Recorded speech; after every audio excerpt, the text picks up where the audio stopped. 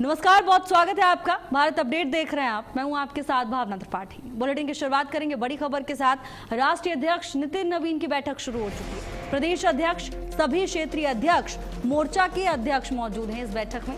UP BJP के प्रदेश पदाधिकारी बैठक में मौजूद हैं। सीएम योगी और दोनों डिप्टी सीएम भी शामिल हैं।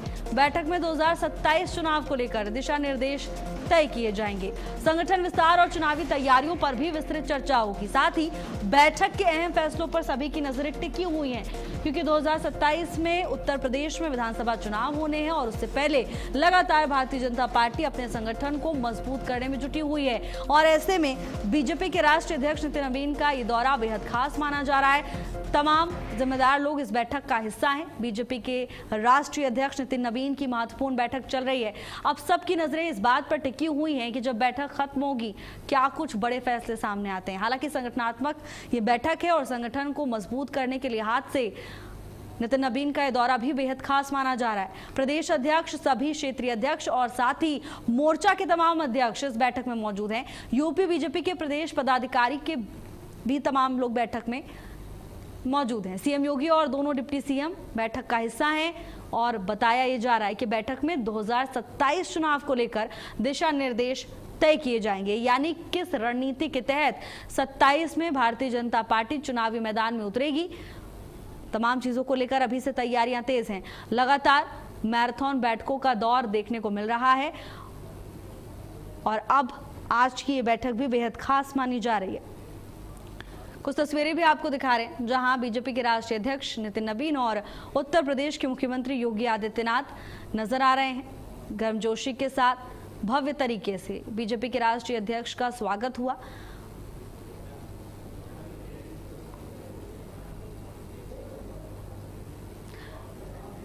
बैठक में 2027 चुनाव को लेकर दिशा निर्देश तय किए जाएंगे। संगठन विस्तार और साथ ही चुनावी तैयारियों पर डिटेल में चर्चा होगी। एक एक बिंदु पर चर्चा की जाएगी और संगठन को कैसे मजबूत करना है, कैसे कार्यकर्ताओं को भारतीय जनता पार्टी की नीतियों को, सरकार के रिपोर्ट कार्ड को जनता तक पहुंचाना है, क्या प्लान ऑफ एक्शन रहने वाला है 27 के चुनाव के लिए। तमाम चीजों को लेकर चर्चा चल रही है। प्रदेश अध्यक्ष, सभी क्षेत्रीय अध्यक्ष इस बैठक में मौजूद हैं और साथ ही यूपी बीजेपी के प्रदेश पदाधिकारी भी बैठक का हिस्सा हैं। रणवीर सिंह हमारे साथ जुड़ चुके हैं माफ कीजिएगा, लखनऊ से हमारे ब्यूरो चीफ संजीव सिंह जुड़ चुके हैं तमाम जानकारी लेकर। संजीव, महत्वपूर्ण मंथन चल रहा है, क्या जानकारी?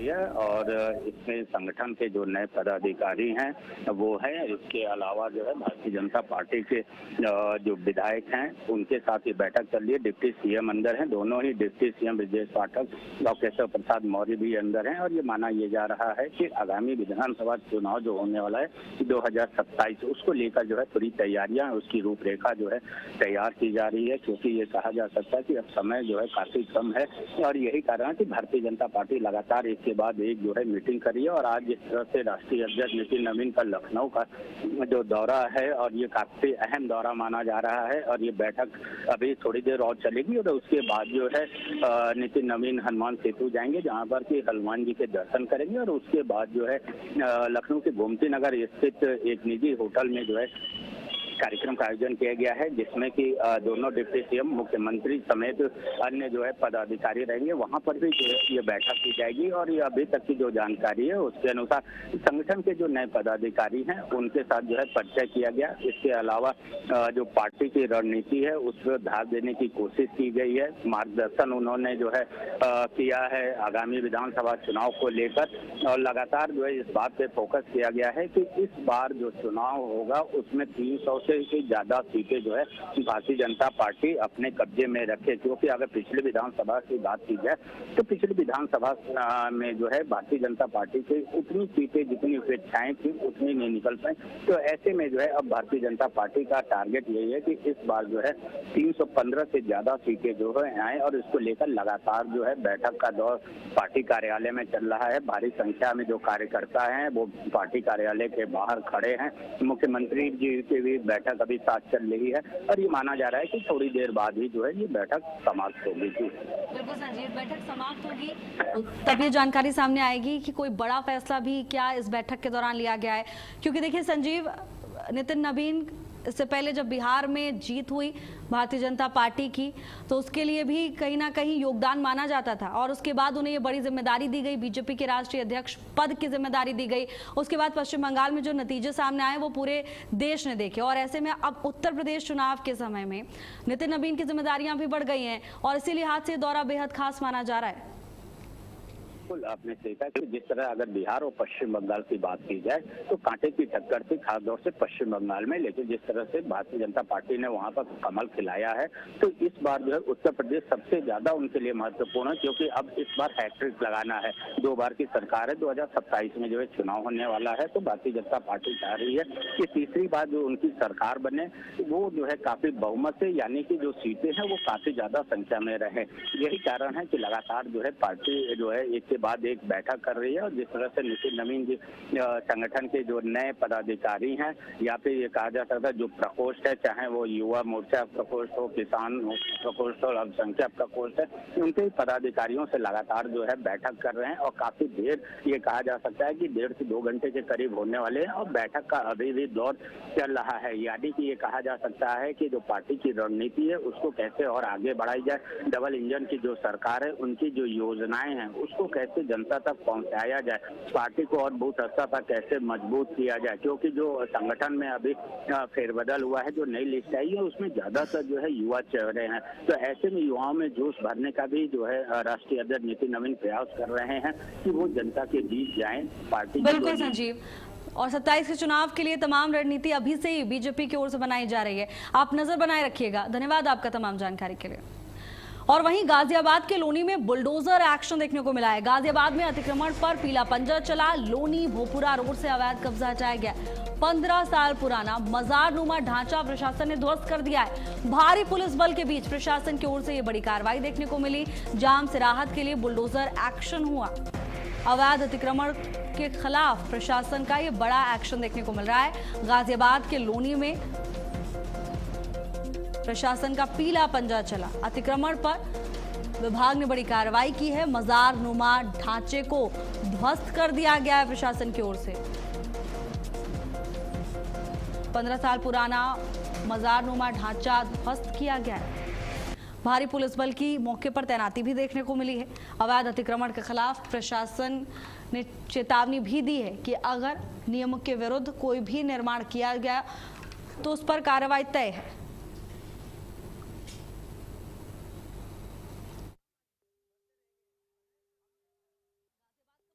बताया जा रहा है जहां मजार नुमा ढांचे पर पीला पंजा चला है, प्रशासन की ओर से बड़ी कार्रवाई की गई। 15 साल पुराना ये ढांचा बताया जा रहा है। भारी पुलिस बल के बीच प्रशासन की ओर से बड़ा एक्शन लिया गया है। अवैध अतिक्रमण के खिलाफ प्रशासन का बड़ा एक्शन।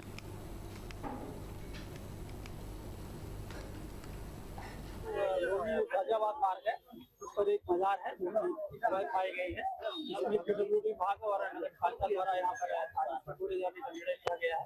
इसी संदर्भ में यहाँ पर पर्याप्त पुलिस लगाया गया है। लगभग इसमें 300 पुलिस है और दो प्लाटून पुलिस यहाँ पर लगाई गई है। शांतिपूर्ण तरीके से कार्य संपन्न होगा, हम लोग इसे सुनिश्चित करें।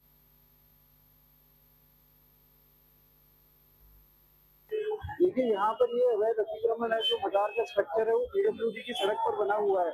यहाँ लगातार निवासियों के द्वारा शिकायत की जा रही थी कि यहाँ पर दिन में जाम लगता है, आने जाने में परेशानी होती है पैदल चलने वालों को और गाड़ियों को। इसी क्रम में ये कार्रवाई की जा रही है, तो पीडब्ल्यूडी और नगर पालिका के द्वारा अवैध अतिक्रमण हटाए जाते हैं इसी अभियान के तहत। शिवा गुप्ता हमारे साथ जुड़ चुके हैं तमाम जानकारी लेकर। शिवा, 15 साल पुराना ये ढांचा और इस पर प्रशासन की ओर से बड़ी कार्रवाई की गई है, क्या जानकारी पूरे मामले पर? जी बिल्कुल, आपको बताना चाहूंगा गाजियाबाद के लोनी में शनिवार को प्रशासन का जो बुलडोजर एक्शन है वो देखने को मिला है। जहां आपको बताना चाहूंगा 15 साल जो पुराना मजार नुमा ढांचा था उसको बुलडोजर से हटा दिया गया। वहीं प्रशासन का कहना है कि सड़क पर ये अवैध अतिक्रमण के कारण लंबे समय से यातायात प्रभावित हो रहा था। इसी को देखते हुए सार्वजनिक भूमि को कब्जा मुक्त किया गया। कहीं न कहीं अधिकारियों ने ये साफ कर दिया है कि सरकारी जमीन पर किसी भी तरह का अवैध कब्जा बर्दाश्त नहीं किया जाएगा और जिले में अतिक्रमण के खिलाफ ये अभियान लगातार जारी रहेगा। जी बिल्कुल शिवा, धन्यवाद आपका तमाम जानकारी के लिए। वहीं नोएडा में नए एक्सप्रेसवे पर बड़ी बैठक हुई। डीएनडी से सेक्टर 150 तक बनेगा नया एक्सप्रेसवे। यमुना पुस्ते पर एक्सप्रेसवे योजना को रफ्तार मिली है। 3 प्राधिकरण मिलकर एक्सप्रेसवे तय करेंगे। डीएनडी को यमुना एक्सप्रेसवे से जोड़ने की तैयारी तेज है। हाई स्पीड रेल स्टेशन का भी प्रस्ताव है। नए एक्सप्रेसवे पर अधिकारियों ने अहम सुझाव दिए हैं। यमुना पुस्ते पर एक्सप्रेसवे योजना को लेकर यह बड़ा अपडेट सामने आ रहा है। नोएडा में नए एक्सप्रेसवे पर महत्वपूर्ण बैठक हुई है और इस दौरान बड़ा सुझाव सामने आया है। अधिकारियों ने बड़े सुझाव दिए और साथ ही यमुना पुस्ते पर एक्सप्रेसवे योजना को रफ्तार देने का काम किया जा रहा है। 3 प्राधिकरण मिलकर एक्सप्रेसवे का अलाइनमेंट तय करेंगे, तो इससे यात्रा सुगम होगी। डीएनडी को यमुना एक्सप्रेसवे से जोड़ने की तैयारी तेज है। यातायात व्यवस्था और बेहतर बनाई जा रही है, जिससे आवागमन आसान हो सके। हाई स्पीड रेल स्टेशन का भी प्रस्ताव है। नए एक्सप्रेसवे पर अधिकारियों ने कई महत्वपूर्ण सुझाव दिए हैं।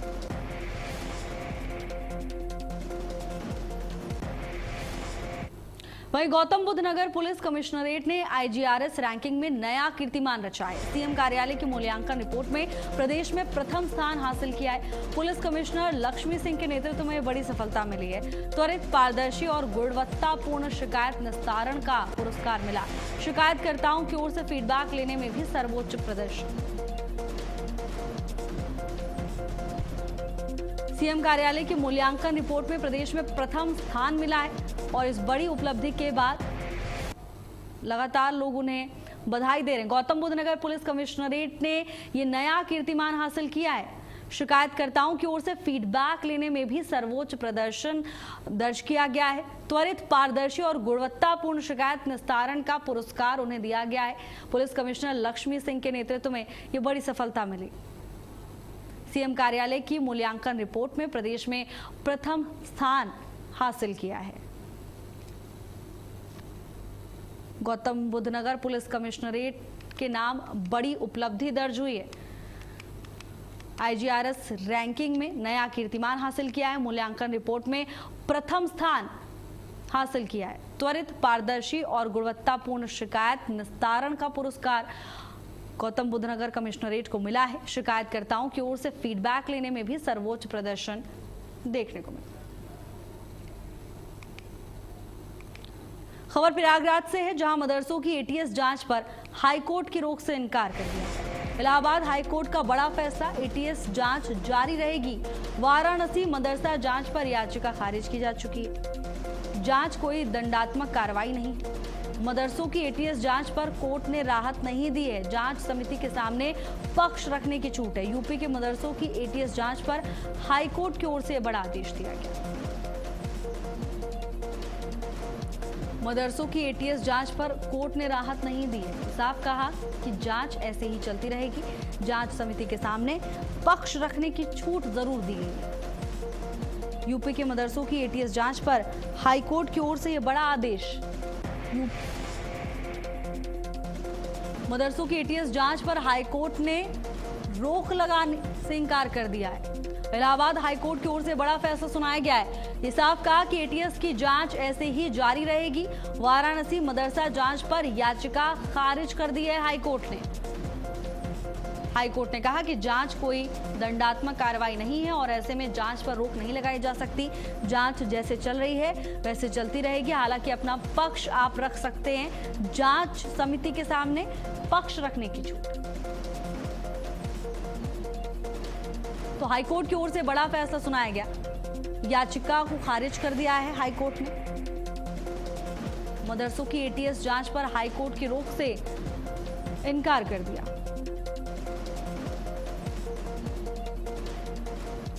विनय मिश्रा हमारे साथ जुड़ चुके हैं तमाम जानकारी लेकर। विनय, बड़ा फैसला हाईकोर्ट का, क्या कुछ जानकारी?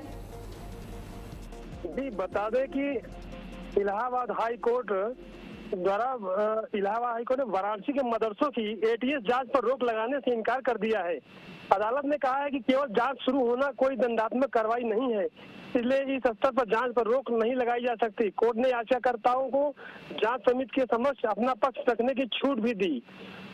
इस प्रकार मदरसा प्रबंधन समिति और टीचर्स एसोसिएशन मदरसा अरबिया ने 9 दिसंबर 2025 के राज्य सरकार के आदेश को चुनौती देते हुए एटीएस जांच पर रोक लगाने की मांग की थी। याचिकाकर्ताओं का कहना था कि यह जांच उन्हें परेशान करने के उद्देश्य से कराई जा रही है और इसके आधार पर उनके खिलाफ कार्रवाई की आशंका है। हालांकि हाईकोर्ट ने स्पष्ट किया है कि जांच अपने आप में कोई दंडात्मक कार्रवाई नहीं है और इस स्तर पर न्यायालय हस्तक्षेप नहीं करेगा।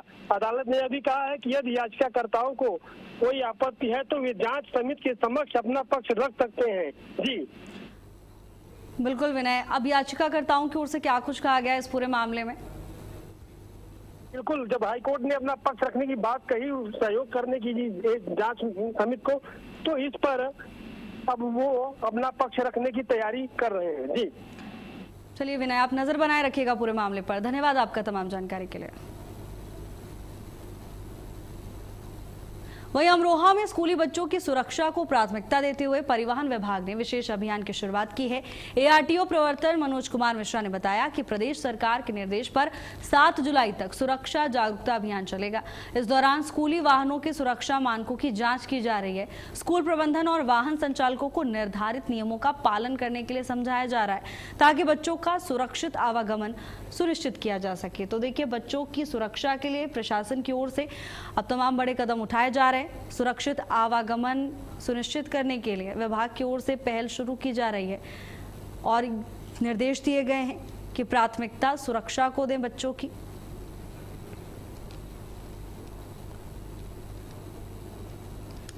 स्कूली वाहनों की सुरक्षा मानकों की जांच की जा रही है और ड्राइवर्स को भी ये सख्त चेतावनी दी गई है कि नियमों का उल्लंघन ना करें। परिवहन विभाग की ओर से विशेष अभियान व्यापक तौर पर चलाया जा रहा है। देखिए, अब गर्मियों की छुट्टी के बाद बच्चों के स्कूल दोबारा शुरू होने से पहले तमाम तैयारियां पूरी की जा रही हैं। उत्तर प्रदेश सरकार की मंशा के अनुरूप जनपद में हम लोग मिशन सेफ फ्यूचर के नाम से एक अभियान चला रहे हैं 1 तारीख से 15 तारीख तक।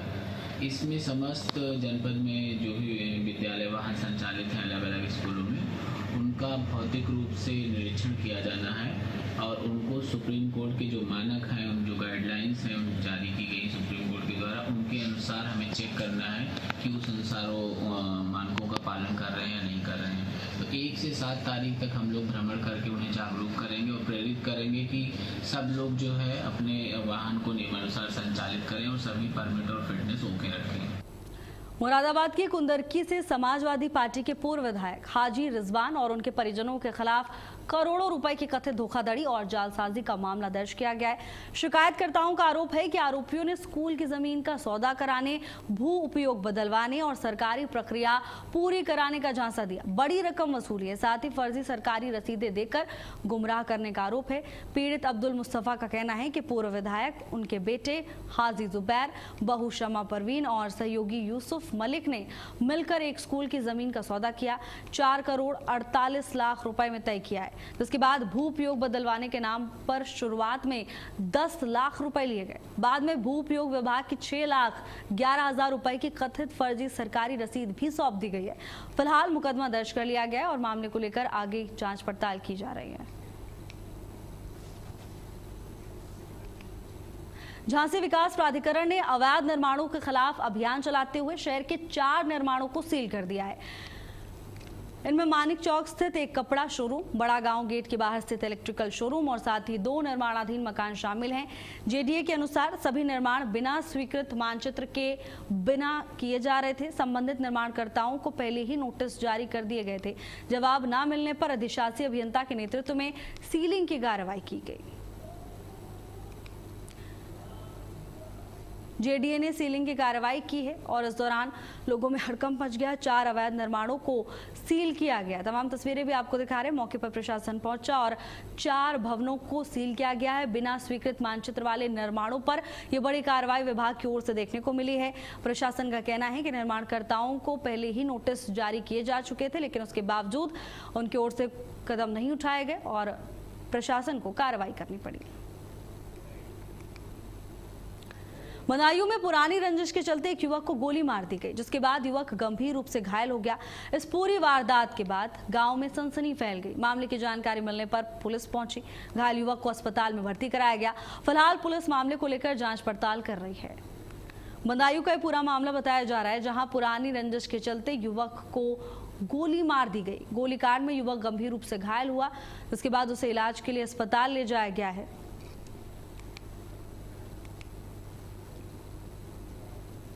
खबर बदायूं से है, जहां ईंटों से भरी ट्रैक्टर ट्रॉली के पीछे आ रही डीसीएम गाड़ी ने जोरदार टक्कर मार दी। हादसे में ट्रैक्टर सवार जितेंद्र की दर्दनाक मौत हो गई। कैंटर चालक भी गंभीर रूप से घायल हो गया। मुजरिया पुलिस ने मौके पर पहुंचकर शव को कब्जे में लेकर पोस्टमार्टम के लिए भेज दिया है। घायल युवक को अस्पताल में भर्ती कराया गया। ट्रैक्टर पर सवार कैंटर चालक गंभीर रूप से घायल हुआ है। ट्रैक्टर ट्रॉली और डीसीएम गाड़ी की जोरदार टक्कर सामने आई। ट्रैक्टर पर सवार जितेंद्र की दर्दनाक मौत हो गई है। अब पुलिस की ओर से मामले को लेकर जांच की जा रही है।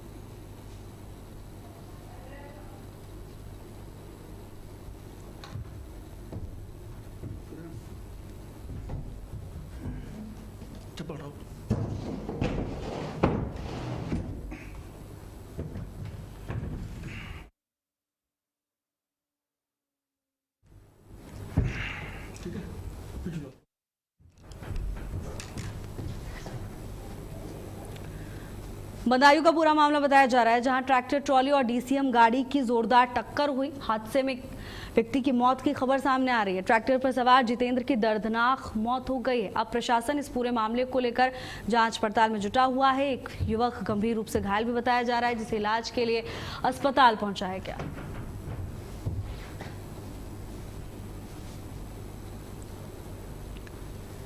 कैंटर चालक इस हादसे में गंभीर रूप से घायल हुआ है। घायल युवक को इलाज के लिए अस्पताल पहुंचाया गया। ट्रैक्टर ट्रॉली और डीसीएम गाड़ी की जोरदार टक्कर से हड़कंप मच गया। दुर्घटना के बाद यातायात भी प्रभावित रहा। हालांकि मामले की जानकारी मिलने पर प्रशासन मौके पर पहुंचा है और यातायात दोबारा से सुचारू कराया गया। ट्रैक्टर ट्रॉली और डीसीएम गाड़ी की जोरदार टक्कर से मौके पर हड़कंप मच गया।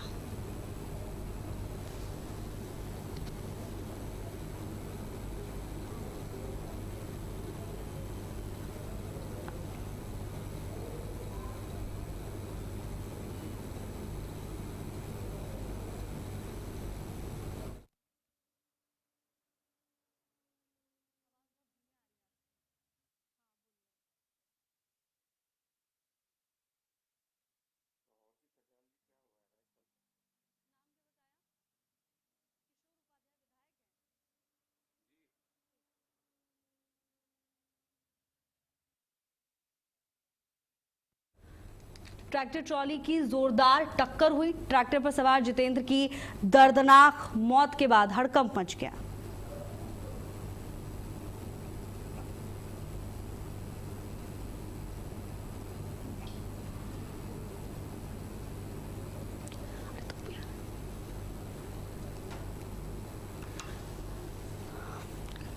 ट्रैक्टर ट्रॉली और डीसीएम गाड़ी की जोरदार टक्कर से मौके पर हड़कंप मच गया। कुछ तस्वीरें आपको दिखा रहे हैं। वाहन बुरी तरह से क्षतिग्रस्त हो चुका है। तस्वीरें इस बात की गवाही दे रही हैं कि कितना भीषण ये हादसा रहा होगा।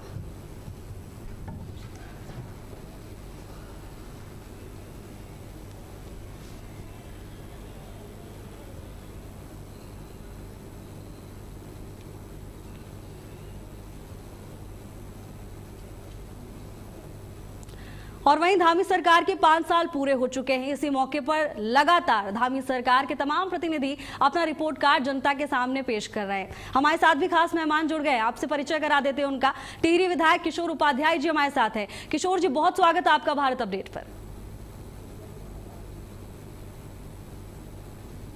आपने हमारे यशस्वी मुख्यमंत्री पुष्कर सिंह धामी जी के जो उन्होंने यहाँ के सारे मुख्यमंत्रियों के रिकॉर्ड जो है वो तोड़ दिए हैं, ऐसे अवसर पर आपने ये बहुत ही अच्छा कार्यक्रम आयोजित किया। मैं आपको उसके लिए बहुत बहुत धन्यवाद देता हूँ। बिल्कुल किशोर जी, वैसे तो लगातार मुख्यमंत्री जब भी कहीं जाते हैं तो मंच से ये जरूर बताते हैं कि सरकार का विजन क्या है और अब तक जनता के लिए क्या कुछ किया है, लेकिन अब आप हमारे साथ हैं तो एक बार दर्शकों को आप खुद ही बता दीजिए कितने खास रहे ये 5 साल। नहीं, देखिए, सबसे अच्छी बात क्या है कि हमारे जो यशस्वी मुख्यमंत्री हैं पुष्कर सिंह धामी जी, एक तो बहुत ही सरल हैं दूसरा क्या है, युवा हैं। तीसरा उन पर जो है हमारे जो सर्वोच्च जो नेतृत्व है उसका पूरा विश्वास है उन पर। और चौथी बात यह है कि वो हमारे प्रधानमंत्री जी और केंद्र सरकार का फोकस जो है, वैसे तो हमारे प्रधानमंत्री नरेंद्र मोदी जी का पूरा फोकस जो है उत्तराखंड पर है, और उन्होंने कहा भी है कि ये दशक उत्तराखंड का है। उससे पहले उन्होंने 2014 में कहा कि माँ गंगा ने मुझे बुलाया है और ये माँ गंगा की जन्मदात्री धरती है, टिहरी और उत्तराखंड। और इस बार तो उन्होंने कहा कि माँ गंगा ने उनको गोद ले लिया है। तो उस भावना के अनुरूप जैसे भी प्रधानमंत्री जी केदारनाथ से लेकर के और बद्रीनाथ और हमारे आदि कैलाश, उन सब पर जो है फोकस करके हमारी जितनी ये सड़क की योजनाएं हैं, रेल की योजनाएं हैं, उसके अनुसार ये मुख्य रूप से हमारे मुख्यमंत्री जी ने जिस हिसाब से केंद्रीय नेतृत्व को साधने का काम किया है विकास के मामले में, और उसके साथ में आप ही देखिए यूसीसी से लेकर के नकल विरोधी कानून से लेकर के, और आज सबसे बड़ा जो हमारे लिए हर्ष का विषय है कि हमारा जो वार्षिक बजट है उत्तराखंड का, कहाँ हमने 5,000 करोड़ से शुरू किया था। मैं भी उस विधानसभा का सदस्य था, और आज जो है हमारा 1,11,000 करोड़ का जो है वार्षिक बजट बन गया है। तो इसका मतलब है कि हर गांव सड़क से जुड़ रहा है। स्वास्थ्य के क्षेत्र में जो क्रांतिकारी परिवर्तन हो रहे हैं, उसके साथ में रोजगार के जो अवसर युवाओं को दिए जा रहे हैं, वो अभूतपूर्व है। और इसीलिए जो है जनता आशीर्वाद भी देती है, तब चाहे लोकसभा का चुनाव रहा हो, तब चाहे हमारे जिला पंचायतों के चुनाव रहे हों, और तब चाहे नगर पालिकाओं के चुनाव रहे हैं, उसमें अभूतपूर्व समर्थन हमारे मुख्यमंत्री पुष्कर सिंह धामी जी को मिला है। और आज 5 वर्ष पूरे होने पर उन्होंने बहुत ही विनम्रता पूर्वक जिस तरह से जनता के सामने अपना निवेदन रखा, मैं बातें नहीं कहूँगा, भाषण नहीं कहूँगा, अपना निवेदन रखा कि अभी हमने क्या किया और भविष्य में हम क्या, हमारी योजना है उत्तराखंड को विकसित उत्तराखंड 2035 में सब सर्वश्रेष्ठ राज्य उत्तराखंड बने, ये उन्होंने अपना विजन आज रखा है। और मैं इसके लिए उनको बहुत बहुत साधुवाद देता हूँ, बहुत बहुत धन्यवाद देता हूँ। बिल्कुल। लेकिन किशोर जी, आपने जिक्र किया कि बहुत प्यार मिलता है, और देखते भी मुख्यमंत्री जब उनके संबोधन हम सुनते हैं, साफ कहते हैं कि मैं मुख्यमंत्री नहीं हूँ, मुख्य सेवक हूँ। अब अगले साल भी चुनाव होने वाला है, तो ऐसे में अब जनता ये भी जानना चाहती है आगे क्या विजन है सरकार का। नहीं, सरकार का जो है, देखिए हमारा सबसे अच्छी बात यह है कि जो भारतीय जनता पार्टी है वो अन्य जो दल हैं उनकी तरह एक चुनाव जीत गए, उसके बाद सरकार बना ली, उसके बाद सब मस्त हो गए जो है उल्टे सीधे कामों में। भारतीय जनता पार्टी हर समय इलेक्शन मोड में रहती है, और इसलिए उसको अगला साल या अगर तुरंत भी चुनाव हो जाए तो हमारी पार्टी तैयार है पुष्कर सिंह धामी जी के नेतृत्व में। और आगे के लिए उन्होंने अपना ब्रॉड विजन सबके सामने आज ऋषिकेश, जो ऋषिकेश भगवान की धरती है जहां भगवान कृष्ण ने सूर्याराधना की थी, वहां से आज उन्होंने अपना स्पष्ट मंतव्य बता दिया है। मुझे पूरा भरोसा है कि हमारी सीटें कम से कम 10 और बढ़ेंगी इस बार। 47 हैं, अभी 57 से कम जो है वो भारतीय जनता पार्टी की सीटें नहीं हो रही हैं। और ये सारा का सारा श्रेय हमारे यशस्वी मुख्यमंत्री पुष्कर सिंह धामी जी और प्रधानमंत्री नरेंद्र मोदी जी को जाता है, जिनके नेतृत्व में पूरा देश आगे बढ़ा है। बिल्कुल किशोर जी, तो कई बड़े और ऐतिहासिक फैसले लिए हैं, और आपको एक बार हमारी तरफ से भी शुभकामनाएं 5 साल पूरे होने के। धन्यवाद आपके समय के लिए। और फिलहाल के इस बुलेटिन में मेरे साथ बस इतना ही। देश और दुनिया की तमाम बड़ी खबरों के लिए देखते रहिए भारत अपडेट। नमस्कार।